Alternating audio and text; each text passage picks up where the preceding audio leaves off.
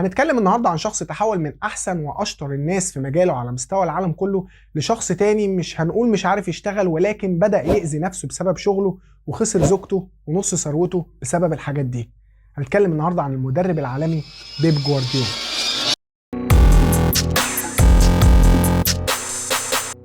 اهلا وسهلا بكم في فيديو جديد. هنتكلم النهارده عن فيلسوف كرة القدم بيب جوارديولا، احد اعظم واحسن مدربين كرة القدم في تاريخ اللعبة. مدرب ليه مدرسة متخصصة في التدريب، واي حد بيلعب او بيتدرب تحت ايده بيبقى شخص محظوظ، واي فريق بيدربه الراجل ده بيعمل معاه احلى بطولات ونتائج وبيغير من شكل الفريق بالكامل. ولكن فجأة وبدون اي مقدمات يتعرض جوارديولا مع السيتي اللي هو الفريق اللي بيدربه حاليا لهزائم متتالية وبارقام خزعبلية. لا بجد الفريق بدأ يخسر مباريات كان بيكسبها قبل كده بكل سهولة. طب خلينا كده ننظر للموضوع نظرة واقعية شوية ونقول مثلا ان اللعيبة كبروا في السن، او ان الفريق مثلا استغنى على عدد كتير منهم، وبالتالي ده اثر على قوام الفريق بالكامل. هقول لك بالعكس، السيتي بيمتلك حاليا افضل لاعبين في العالم، ولسه صارف من شويه من فتره قريبه 150 مليون يورو علشان يجيب لعيبه جديده، واللي منهم ابننا المصري عمر مرموش، واللي عملنا له فيديو في القناه هنا هسيب لك اللينك بتاعه في الوصف. طب ممكن نقول مثلا ان جوارديولا بيواجه بعض المشاكل مع اداره النادي؟ هقول لك برضه لا، دي الاداره بتدعمه بشكل كبير جدا، واكبر دليل على كده انهم لسه مجددين عقده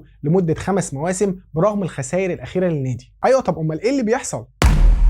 خلينا نتكلم سريعا عن مسيره جوارديولا كلاعب وكمدرب علشان نحاول نفهم اللي بيحصل ده. بدأ جوارديولا مسيرته كلاعب في برشلونة وانضم للفريق الأول سنة 1990، وقاد برشلونة كلاعب وقدر ان هو يكسب 6 ألقاب دوري اسباني وكأس اوروبا لأندية الأبطال اللي هو دوري الأبطال حاليا. واعتزل بعد كده في 2006 بعد ما خاض بعض التجارب الصغيرة في ايطاليا وقطر والمكسيك. يعني مسيرته كلاعب كانت كويسة، وكمان ممكن تكون ساعدت في ان هو يكون مدرب ناجح، خصوصا ان هو بدأ التدريب في برشلونة اللي هو نفس الفريق اللي كان بيلعب فيه. بدأ مسيرته التدريبية زي ما قلنا مع برشلونة سنة 2007، وقدر في 2008 ان هو يتولى مسؤولية الفريق الاول. هات بقى ورقة وقلم واحسب معايا البطولات اللي عملها مع برشلونة: 2 دوري ابطال سنة 2009 و2011، 3 دوري اسباني. قدروا انه يحقق 14 لقب في 4 سنين بس، بما فيهم كاس الملك وكاس السوبر الاوروبي. وقدر مع برشلونه يطور من اسلوب التيكي تاكا، واللي بشكل بسيط عباره عن تمريرات قصيره وسريعه بغرض التحكم في الكوره. وقدر وقتها يعمل في برشلونه جيل عظيم بقياده ميسي وتشافي وانيستا. واخيرا جعل مني مشجع لبرشلونه. بعد انتهاء مسيره جوارديولا مع برشلونه طار على بايرن ميونخ في المانيا، وقدر ان هو يحقق معاهم 3 دوري الماني ورا بعض، وقدر انه يوصل لنصف نهائي دوري الابطال 3 مرات ورا بعض.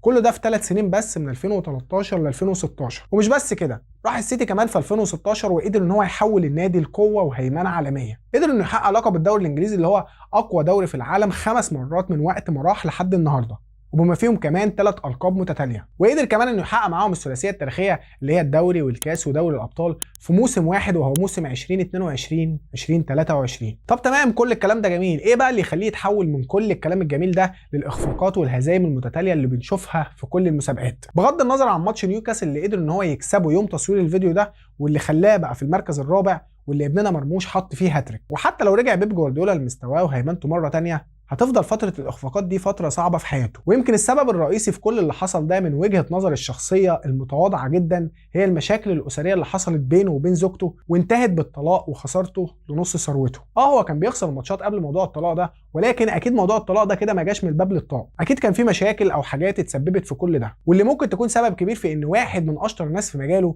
يكون مش مركز ومش عارف يشتغل. طب هو بعيدا عن المشاكل الاسريه والخوض في اعراض الناس، هو انا ليه بتكلم في الموضوع ده؟ علشان حاجه واحده بس، وهي محاوله الاستفاده من القصه دي. الخلاصة يا صديقي العزيز، وهي ان الحالة النفسية لأي إنسان هي المحور الأساسي في حياته، هي الأساس في نجاحه مهنيا وأسريا واجتماعيا، والأساس برضه لصحته وتفكيره وقراراته المختلفة، واللي بيكون ليهم دور كبير جدا في نجاحك في أي حاجة أنت بتعملها أو معالجتك من أي مرض أنت بتمر بيه.